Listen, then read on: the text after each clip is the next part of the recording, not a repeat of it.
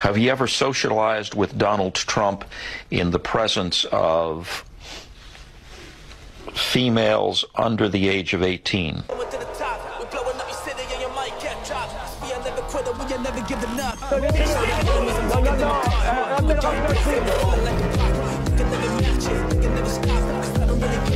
Vous fumez, monsieur? Le football, il a changé. Oui, peut-être. Ouais, c'est Laurent Delamouze, bienvenue aujourd'hui pour une nouvelle vidéo et j'espère que tout le monde va bien. Messieurs, dames, aujourd'hui on va parler de plein de trucs. C'est un numéro qui s'annonce palpitant, divertissant. Allez, je vous spoil un petit peu. On a une petite vidéo de Pascal Thierry. Pépite. Messieurs, dames, avant de partir pour cette nouvelle vidéo, c'est le moment de soutenir la chaîne et moi-même en mettant votre plus gros pouce bleu, votre meilleur commentaire. N'oubliez pas de s'abonner et d'activer la cloche pour pas rater les prochaines vidéos.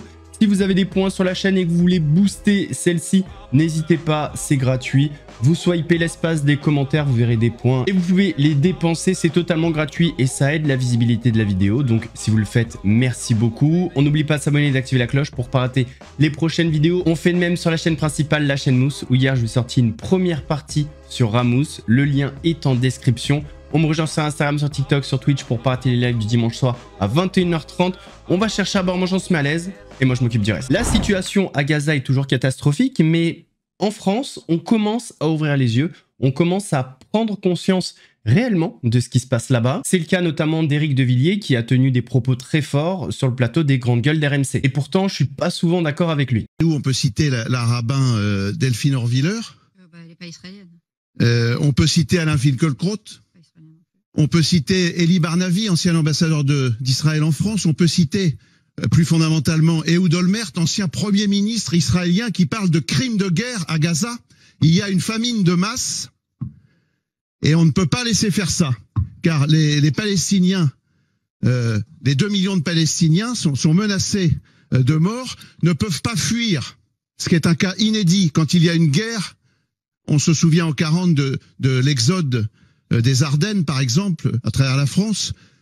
Là, ils ne peuvent pas fuir. Ils sont confinés dans ce que beaucoup d'observateurs appellent une prison à ciel ouvert, mais qui est plus qu'une prison maintenant, avec la famine, les enfants décharnés qui meurent, l'absence de tout journalisme sur place. L'AFP qui confesse que ces quelques correspondants sont en voie de mourir de faim, ce qui n'est jamais arrivé depuis la Deuxième Guerre mondiale.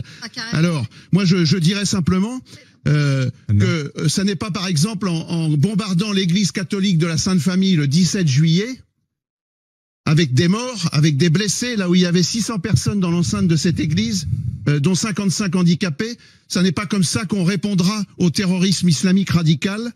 Et le crime, selon la formule, le crime n'excuse pas le crime. Les raids terroristes du 7 octobre 2023 ne justifient pas l'éradication du peuple palestinien. Une situation que conteste formellement le porte-parole d'Israël, Olivier Rafovitz, sauf que sur le plateau de BFM, il s'est bien fait reprendre. L'idée, c'est, si c'est comme vous le dites et qu'il n'y a vraiment pas de famine, pourquoi vous ne laissez pas rentrer les journalistes dans la bande de Gaza? De tragédie à Gaza, c'est le Hamas. Et ces relais, les relais du Hamas, dont des agences de presse extrêmement sérieuses, européennes et certaines françaises, sont le relais de la propagande du Hamas et participent, n'est-ce pas, à la diffusion de photos et de textes bidons. Le terme en français, c'est du pipeau total venant du Hamas, venant de la bande de Gaza pour salir l'État d'Israël. Et les responsables de cela... Laissez les journalistes rentrer dans la bande de Gaza et faire leur travail.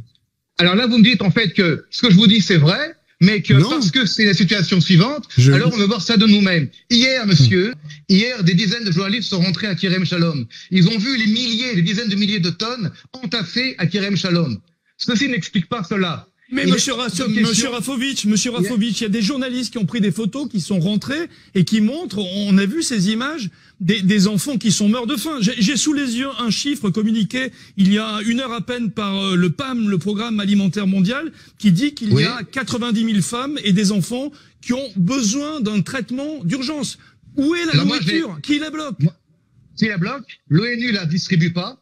Le Hamas empêche qu'elle soit distribuée. Il y a, messieurs, mesdames, une situation de propagande voulue par le Hamas pour créer un chaos humanitaire et pour accuser Israël. Il serait temps de dire ça suffit. Parce que cette propagande déversée en Europe en particulier, n'est-ce pas, elle abreuve des sentiments anti-israéliens, mais également un antisémitisme de la pire espèce, qui repose sur n'est-ce pas, des poncifs et sur des structures extrêmement sophistiquées.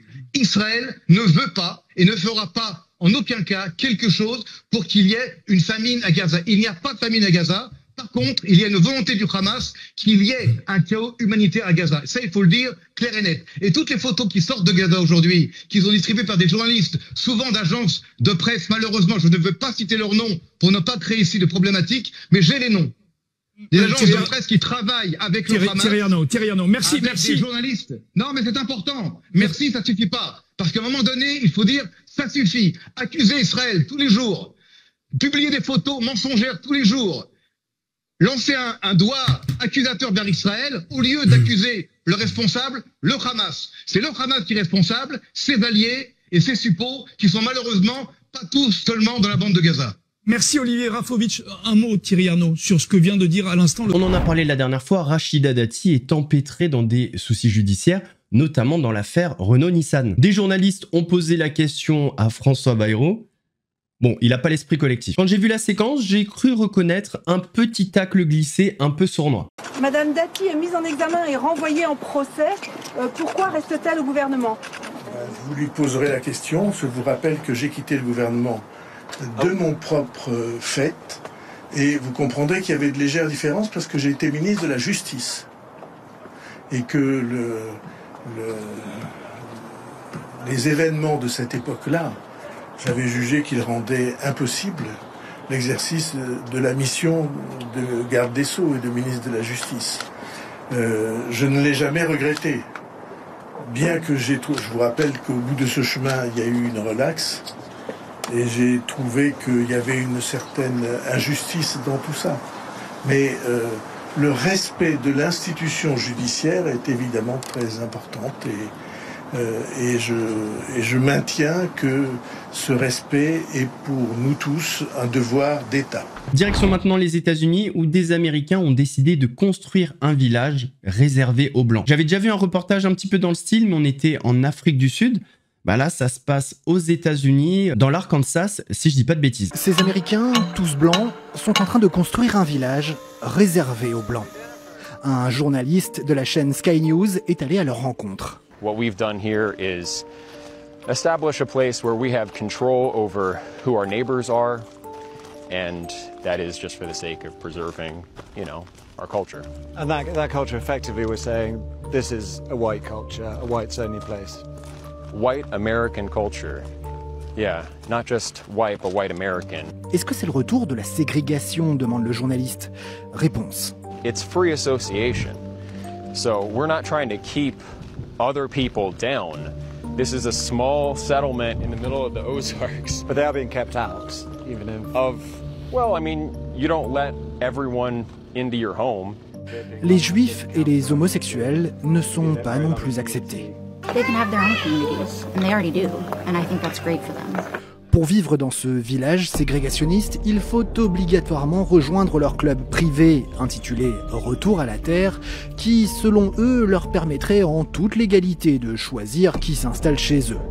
Le ministre de la Justice de l'Arkansas a ouvert un dossier clamant qu'il n'y avait pas de place pour la discrimination raciale dans son État, et le journaliste de conclure ainsi. Return to the Land, though, hopes to be a beacon for its political ideals. Others will look at the same flames and see something very dangerous.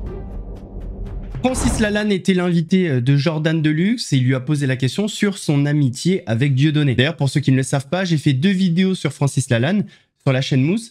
Faut faire attention quand on écoute Francis. Il a des casseroles et il n'est pas vraiment celui qui présente. Je vous mettrai les liens en description. Je voudrais savoir si vous êtes toujours ami avec Dieudonné. Ah, mais plus que jamais. Nous sommes devenus des frères maintenant. D'ailleurs, quand nous nous parlons, nous nous appelons frères. Quand on se parle au téléphone ou quand on se voit, c'est frère Dieudonné, frère Francis. C'est dans ce métier où finalement j'ai été abandonné par tous mes amis. Tout le monde nous a abandonné, Francis Lalanne, aujourd'hui? Comme des rats qui quittent un navire, oui. Pourquoi ils sont partis, les gens? Par peur d'être sur la photo avec moi. La peur, encore la peur, vous savez, dont parle mon frère. La peur. C'est depuis quand, ça, qu'ils ont peur d'être en photo avec vous, vos amis? Depuis un petit moment, déjà, depuis que vous avez fait ami-ami avec Dieudonné, notamment? Non, bien avant. Bien avant. Vos prises de position? Mais oui, pour mes prises de position, oui, notamment, l'histoire avec Fort Boyard, c'est la même chose. C'est pourquoi est-ce qu'on m'enlève de l'émission parce que je mets un gilet jaune? Pourquoi est-ce qu'un ami me dit excuse-moi de te demander ça, mais est-ce que tu pourrais enlever les photos où je suis avec toi sur ton mur? Alors qu'on est des amis de 30 ans. La dernière fois, on avait entendu des propos assez durs de la part d'Adil Rami sur Lamine Yamal, des propos qui avaient beaucoup fait réagir. Adil Rami a répondu à cette polémique à sa manière. Oui. Ladies and gentlemen. Aujourd'hui, on est profité pour aller chez le coiffeur et la barbière. Tu vois, je me suis occupé de moi, tu vois ou pas? Je voulais juste vous dire un truc quand même qui est assez important, que je vais clipper après à la fin de ce message. Il y en a, ils arrivent, t'es dans la sauce, tu subis un pressing. Alors, comment vous dire? D'une part, j'en ai rien à foutre, c'est vrai. Deuxièmement, quand vous parlez de pressing, je sais pas pourquoi, automatiquement, je pense au pressing que j'ai subi avec le Barça, contre le Barça, où à l'époque, il y avait, si ma mémoire est bonne, il y avait Iniesta, il y avait Xavi, il y avait Busquets, il y avait Messi, il y avait Pedro, je crois qu'il y avait Fabregas, enfin bref, il y avait Puyol. Il était pas mal ce pressing. En vrai, il était mieux que celui d'aujourd'hui. Mais attention au pressing du Bayern de Munich, les gars. Attention. Que dire sur cette journée de bad buzz? Ou the good buzz. The good buzz, guys. The good buzz. Comment vous dire? J'ai pas à me justifier. De toute façon, ça restera la même, les gars. Je dirai ce que je pense. Et bien évidemment, quand tu dis ce que tu penses, tu t'es fait des ennemis, ce qui est normal. Et donc, du coup, en étant comme ça, les gars, il faut comprendre que dans ces élans de franc-parler, il t'arrivera toujours des bad buzz. Mais au moins, je dis ce que je pense. Alors, quand on critique tel joueur ou tel joueur d'une autre équipe, vous êtes content à applaudir. Tu vois ce que je veux dire? Mais j'ai pas insulté sa mère. J'ai insulté le comportement de la mère du comportement. J'ai insulté la mère du comportement. Tu vois, jamais de la vie, je me permettrais d'insulter sa mère à ce gamin. Tu comprends ou pas? Et même quand j'insulte des mères en général, j'insulte pas les mères, c'est une métaphore. Arrêtez de faire les hmar. C'est juste pour que vous compreniez les choses, les gars. Ok? C'est juste que pour ceux qui me suivent depuis longtemps sur mes lives, qui est pour moi l'un des meilleurs lives en France des anciens sportifs, on va pas se mentir. C'est rare de voir des anciens sportifs sur Twitch et de dire ce qu'ils pensent. Alors bien évidemment, je suis bien évidemment le numéro 1. On va pas se mentir. C'est pas de la prétention, les gars. C'est pas de la prétention. C'est du réalisme. Ne confondez pas la prétention et le réalisme. Je dis ce que je pense. Et ensuite, t'as quelques merdes, comme je dis très souvent, je donne souvent du caviar à des gros porcs, certains médias, certains journalistes, pseudo-journalistes, qui viennent, qui récupèrent 10-15 secondes et qui les mettent sur les réseaux parce que ce sont des putes à clics. Et après, ils sont félicités, on leur donne un petit sucre là-bas, leur chef de là où ils travaillent, là, les médias et compagnie, tu vois. Ils bougent la queue comme des petites chouins. En vrai, c'est ça, tu vois ou pas? Cette année, les arrivées du Tour de France sont particulièrement agitées et c'est pas de la faute des coureurs. La dernière fois, on avait vu qu'une personne avait manifesté à l'arrivée, il s'était fait réprimander de manière un peu brutale, un petit plaquage au niveau des épaules là, qu'il a stoppé net. Là, on a un jeune homme qui a pris son vélo et qui a tenté de gagner la course. Sauf qu'à l'arrivée, il a pris un arrêt buffet.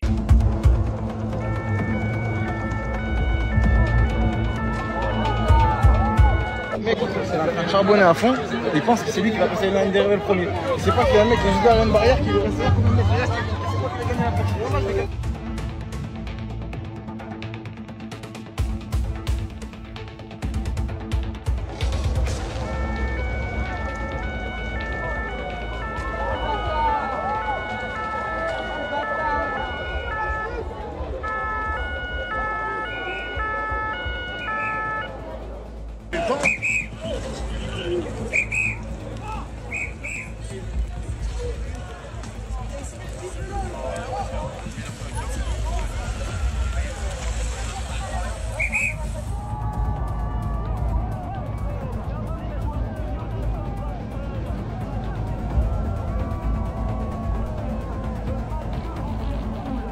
Alors ne faites pas ça, c'est extrêmement dangereux. Déjà pour les autres et pour lui, parce qu'il aurait pu se faire mal, il aurait pu se blesser en tombant de son vélo. Et derrière, il a fait 36 heures de garde à vue. Donc ouais, c'est bien moi, Sofiane Aïssaoui, le jeune homme qui est rentré du coup faire du vélo sur la ligne d'arrivée du Tour de France. Je sors exactement de 36 heures de garde à vue. J'en peux plus, je suis fatigué. Moi, je sais pas si vous voyez mon visage, j'ai dû perdre au moins 4-5 kilos. J'ai rien mangé parce qu'il n'y avait rien à manger là-bas, à part de l'eau et des gâteaux.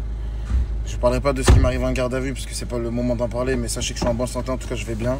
Et que je peux pas répondre à tous vos messages, il y en a des milliers sans me vanter. Donc voilà. Donc j'ai privilégié les personnes que je porte dans mon cœur et les journalistes. Et puis après le reste, on verra plus tard. En tout cas, je suis en bonne santé, je vais bien et je suis dehors libérable. Ciao, je vous aime. Sur le plateau de Légende, Michael Youn a raconté la fois où Bernard Tapie lui en a collé mais une bonne. Et quand on connaît le tempérament de feu de l'ancien président de l'Olympique de Marseille, on n'est pas étonné. Tu t'étais battu, enfin tu t'étais fait taper par Bernard Tapie. Ouais, c'est resté ce truc-là. C'est un quiproquo et c'est moi qui avais beaucoup trop d'arrogance. L'émission se passe hyper bien, on est en enregistré, on n'est pas en direct, l'émission se passe hyper bien. Et Bernard Tapie sur Skyrock. Ouais. Okay. Il était venu faire la promo du site sportif de son fils. Et les auditeurs lui posent des questions, tout se passe bien. Dernière question d'un auditeur, le gars lui dit après la défaite contre Benfica, vous avez dit maintenant je sais comment le football, j'ai compris le football, j'ai compris les arbitres. Après ce truc-là, je me souviens plus exactement de la citation de Bernard Tapie. Est-ce que ça veut dire que ces jours-là, vous avez compris qu'il fallait acheter les matchs pour les gagner, quoi? Le mec dit ça. Tapie hyper vénère me dit vous m'avez tendu un piège. C'est vrai. Sauf que moi, je suis pas au courant, tu connais la radio, je suis pas au courant de ce que le standardiste a choisi. Je l'ai pas eu au casque avant, je suis sincère quand je dis ça. Tu découvres un peu parfois je découvre la question pareil. Et au lieu de dire, Bernard, t'inquiète pas, on la coupera au montage, parce qu'il était venu en ami, je lui dis, en attendant, vous êtes allé en prison, c'est sans doute pas pour rien, quoi. J'ai sorti ma petite bille. Et lui, il m'a montré qu'il en avait une plus grosse. Il est parti dans le bureau du directeur d'antenne, il a dit, qu'est-ce que c'est que ça? On me tend un piège et tout. Moi, j'arrive, je dis Bernard, on est désolé, si vous voulez, on la réenregistre, y a pas de problème. Il fait, on va rien enregistrer du tout, tu vas fermer ta gueule. Et il me met une énorme mandale avec ses grosses paluches. Et derrière, je me suis fait têche en plus. Il y a moins d'une semaine, on avait parlé d'un pédocriminel qui a été interpellé in extremis à Orléans, alors qu'il avait pour projet d'enlever une petite fillette de 10 ans et de lui faire, on va passer sur les détails. On a là l'histoire d'un père qui s'est rendu compte qu'un homme filmait sa fille sous la cabine à la piscine. C'était très instinctif, le fait de pouvoir l'arrêter. Je me sens presque chanceux d'avoir pu voir ces quelques indices qui m'ont permis de comprendre qu'il était mal intentionné. Et en même temps, pas de bol sur le fait que ça tombe sur ma fille, qui a que 4 ans et demi, je rappelle, et son ami qui avait 5 ans. Peu après 14 h, début de l'audience et coup de théâtre. Le juge annonce que le prévenu s'est donné la mort ce lundi, percuté par un train. Son avocate dénonce une pression invivable. Mon client a été jeté en pâture par les parties civiles. Sa mise à mort virtuelle a conduit à son suicide réel. L'action publique s'est éteinte avec lui. Placé sous contrôle judiciaire, l'homme de 52 ans faisait l'objet d'une expertise psychiatrique avant son jugement. Il ressortait une honte très intense et très profonde qui a certainement dû jouer dans son passage à l'acte. Le quinquagénaire, marié et père de 2 enfants, aurait filmé de la sorte plus de 60 mineurs depuis 2023. Au moment des faits, il était également équipé d'un pistolet à impulsion électrique, d'un scalpel et d'un préservatif. La sécurité dans les piscines est pointée du doigt, notamment l'ouverture au sol, importante entre les cabines de ces vestiaires mixtes. Les parties civiles ne souhaitent pas aggraver cette dramatique annonce du jour par rapport à leur combat. Elles vont continuer bien sûr auprès de la ville de Strasbourg pour essayer d'obtenir des aménagements pour qu'il y ait plus de prévention dans les piscines de la ville. Fin juin, la ville de Strasbourg a annoncé le lancement d'une campagne préventive contre les agressions dans les piscines, passant par des affichages et la formation du personnel contre les violences sexistes et sexuelles. SNCF, à nous de vous faire préférer le train. Et pour une fois, je suis plutôt d'accord. Post-détente, post-fraîcheur avec une vidéo de Pascal Thierry, il est toujours aussi débile. Alors encore une fois, c'est vendredi. Vendredi, pas tout est permis. Au contraire, ce qui est permis, c'est d'aller à la mosquée. Pour les hommes musulmans, ce qui est permis, c'est pour les femmes de faire la couscous, la tagine et tout ce qui s'ensuit. Donc, Jumwa Moubarak, mes frères et sœurs musulmans, les Algériens, on est ensemble. Les Marocains, vous êtes mon sang. Donc, persévérez, continuez à être comme ça, vous êtes exemplaires. On est ensemble, je suis fier de vous. Jumwa Moubarak, mes frères et sœurs. Bon alors, les Algériens, c'est bon. Les Marocains, c'est bon. Les Tunisiens, allez bien vous faire foutre. Puis ensuite, il y en a que pour les musulmans. Hein. Les chrétiens, les juifs, les bouddhistes. Les gens qui ne croient en rien, nous, on va bien se faire voir. Puis la petite bouche de travers comme ça et dire, ouais, les femmes, on va faire le couscous, le tagine et tout, c'est pour me buter. Oh, lui dit qu'il ouvre la bouche, c'est un banger. On te kiffe, Pascal, on te kiffe. Mais bon, on n'aimerait pas quand même t'avoir comme papa. Terminons sur Donald Trump. Donald Trump, il a eu un petit moment tendu, c'était un échange tendu avec le président de la Banque centrale américaine, mais il y a eu un petit moment de gêne parce qu'il a affirmé quelque chose devant les journalistes, sauf que c'était faux et le président lui a rappelé. Pas le président Donald Trump, hein, le président de la Banque centrale américaine. So the 2.7 is now 3.1.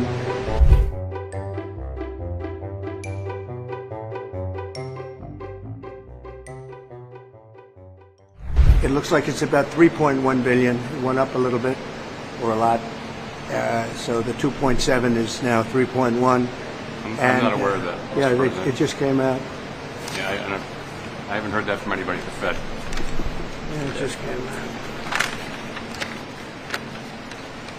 Our notes had it about 3.1 as well. 3.1, 3.2. This came from us? Yes. I don't know who does that. Now you're including the Martin renovation. You just added. That's our entire capital. Yeah, you just added in a third building. Is what that is. That's a third building. Well, no, the but Martin building. it's a building that's being built. No, it was built 5 years ago. We finished Martin 5 years ago. It's part of the overall work. Off some of the earlier criticism. Well, I'd love him to lower interest rates, but other than that, what can I tell you? Mais ça encore, c'est rien. En ce moment, Donald Trump est empêtré dans cette polémique. Est-ce qu'il fait partie de la liste Jeffrey Epstein ou pas? En tout cas, beaucoup de ses propres électeurs sont en train de se retourner contre lui. Et ça, en grande partie après des révélations du Wall Street Journal. Oh, l'accent de fou. Mais c'est pas fini. En fait, il y a une vidéo qui est ressortie. Alors, je sais pas si c'est une interview ou un interrogatoire. J'ai plus l'impression que c'est un interrogatoire. Dans cette vidéo, Jeffrey Epstein vient confirmer les liens entre lui-même et Donald Trump. Et à un moment donné, on lui pose la question, est-ce qu'il était présent sur l'île ou est-ce qu'il a été présent avec vous quand il y avait des filles mineures? Joker. Have you ever had a personal relationship with Donald Trump? What do you mean by personal relationships?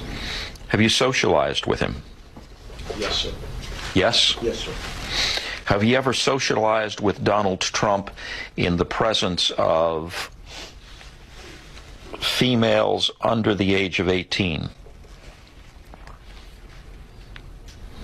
Though I'd like to answer that question, at least today, I'm going to have to assert my 5th, 6th and 14th Amendment rights, sir. Messieurs, dames, on arrive à la fin de cette vidéo. J'espère qu'elle vous a plu. Si c'est le cas, votre plus gros pouce bleu, votre meilleur commentaire. On n'oublie pas de s'abonner et d'activer la cloche pour ne pas rater les prochaines vidéos. On fait de même sur la chaîne Mousse où hier, je sortis une première partie sur Ramous. Le lien est en description.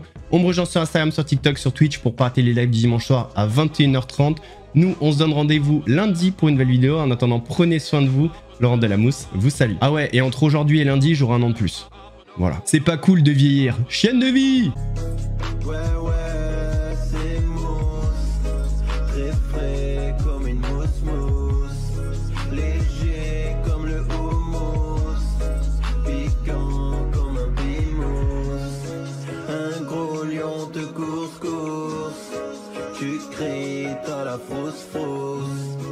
J'arrive à la rescousse.